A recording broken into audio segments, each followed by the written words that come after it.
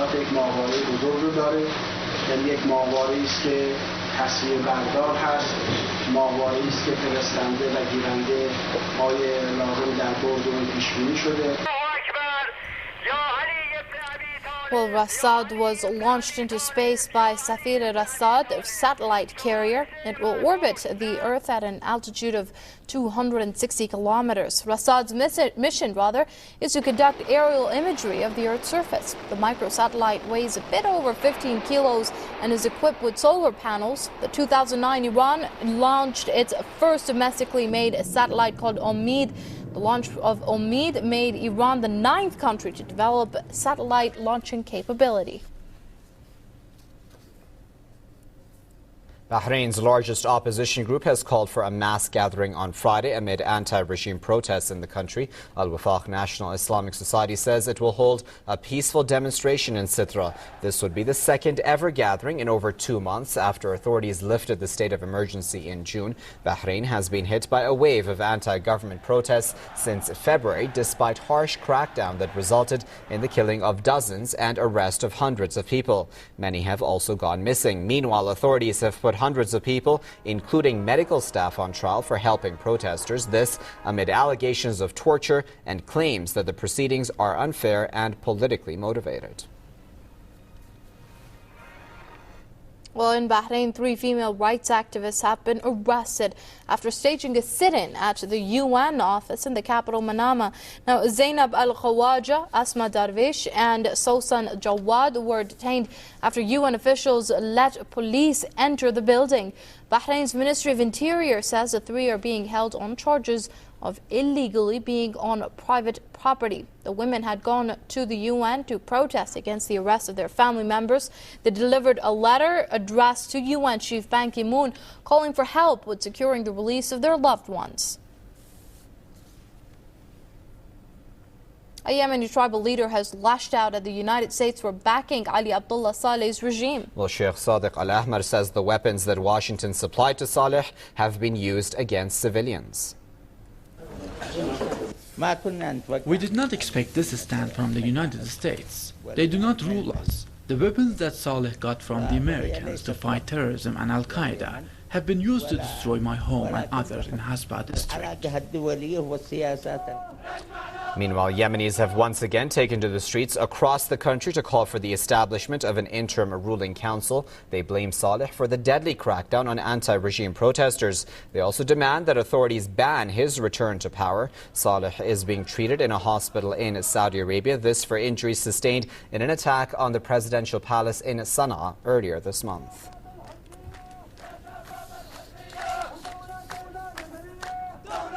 A bipartisan group of U.S. lawmakers has filed a lawsuit against President Barack Obama over military operations in Libya. The group includes anti-war Democratic Representative Dennis Kucinich and Republican Walter Jones.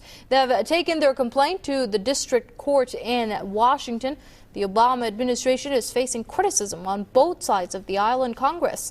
The Republican House Speaker has also set a deadline for him to explain the military involvement in Libya. John Boehner says the move violates War Powers Resolution, which only allows the president to use force in response to an attack on America. This comes as NATO continues its raids in Libya. Libyan state TV says NATO strikes on a bus has killed at least 12 people in the capital, Tripoli. Well, joining us all the way from Palmer is former U.S. Senator Mike Gravel. Senator, many thanks for joining us here on Press TV. Now, congressmen say that President Obama is violating the War Powers resolutions, but the White House says that he is not. What is your take on the matter?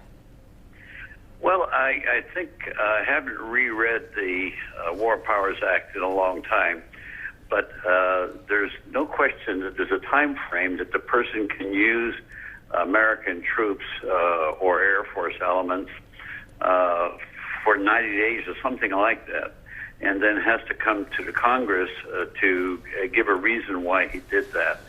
Now, in this particular instance, we're involved with the bombing at the initially, but there's no troops that have been put in. So I don't know if the legislation or the suit is going to have very strong legs. I sort of doubt it.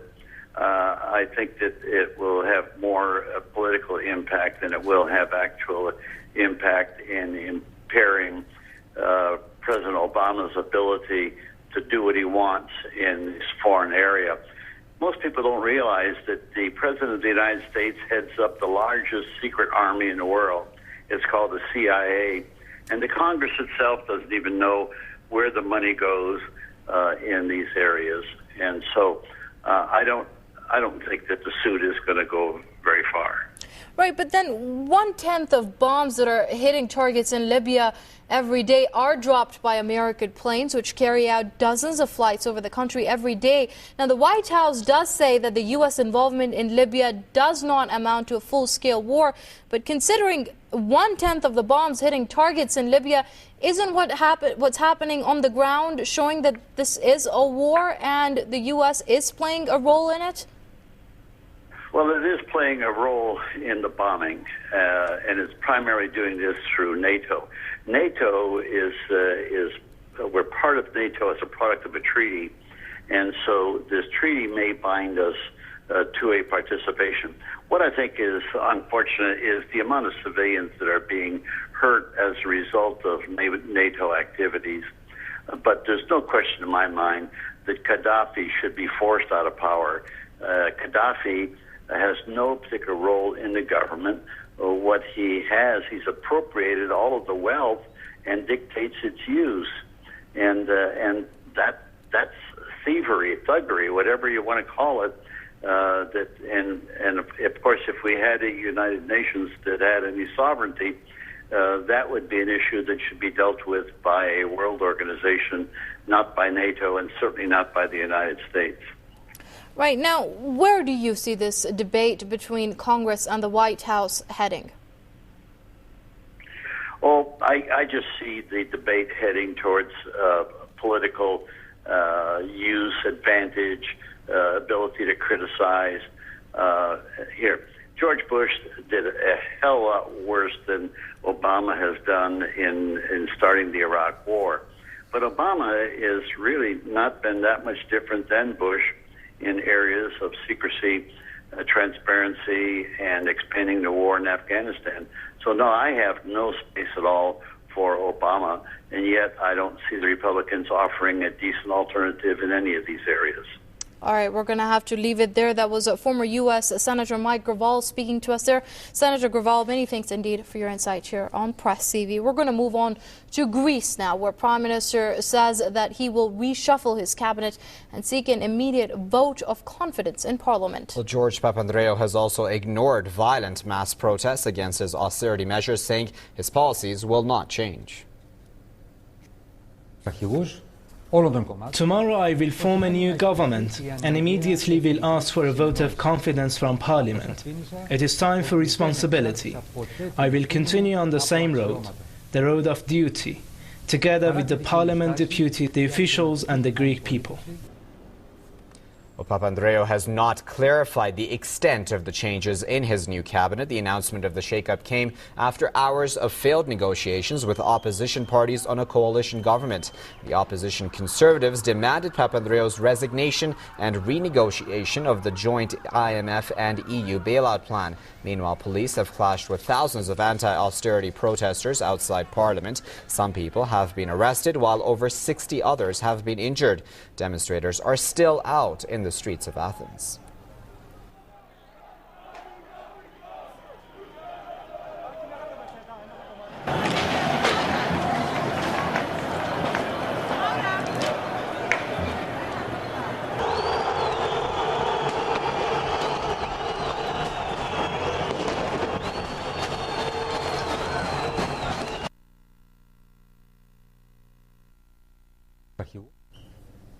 Thousands of workers have rallied in Sydney against a change of legislation by the New South Wales Premier. The law will change wages and conditions for public sector workers.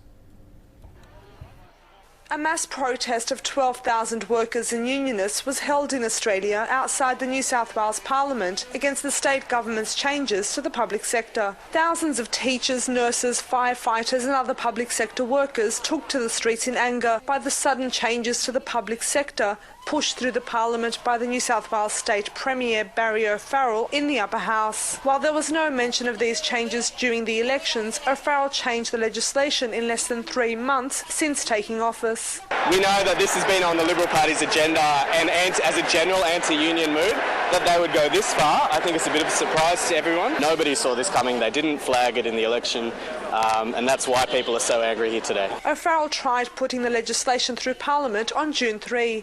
A number of Greens and opposition MPs who spoke against the announced changes were silenced by a provision known as the guillotine. The guillotine, which hasn't been used in 105 years, was used on June 4 by O'Farrell to gag parliamentary debate.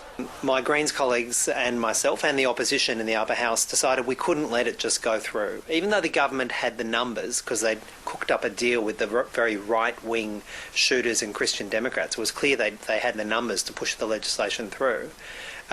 We decided to basically talk the bill out, to keep talking to the bill for as long as possible so as we could delay it being passed through the House, to allow a community campaign to build up, to allow the message to get out to people across New South Wales just how unfair these laws were. The changes to the legislation will lessen wages of public sector workers. Unions say this will impact on health, education and other essential services received by people across the state. This protest was called for and organised by unions from a number of sectors throughout New South Wales. They say that the new laws will abolish workplace rights for at least 400,000 public sector workers, rights they say took years to establish. Traditionally in New South Wales, the public sector's wages are set by a contest between unions and the state government. If they can't agree, an independent umpire known as the Industrial Relations Commission will decide on what are fair wages and conditions for the public sector. Well, the government trashed a century-long tradition in trying to shove through this legislation, which says, irrespective of what the independent umpire says, the government can just issue a regulation and set wages and conditions, just like that. O'Farrell remains adamant, and it seems that even the size of the crowd will not deter him. The protesters say they will continue campaigning until the laws are overturned. Vihab Sharida, Press TV, Sydney. You're watching the World News here on Press TV. A quick reminder of our top stories this hour.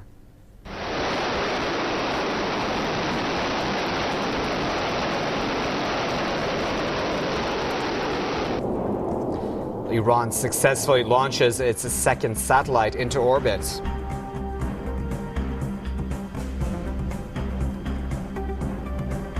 Saudi-backed Bahraini regime forces detain 3 female activists inside the UN office in Manama. A group of U.S. congressmen is suing President Obama over non-authorized involvement in the Libya war. And Greece's premier pledges to press ahead with austerity measures as protests in Athens turn violent.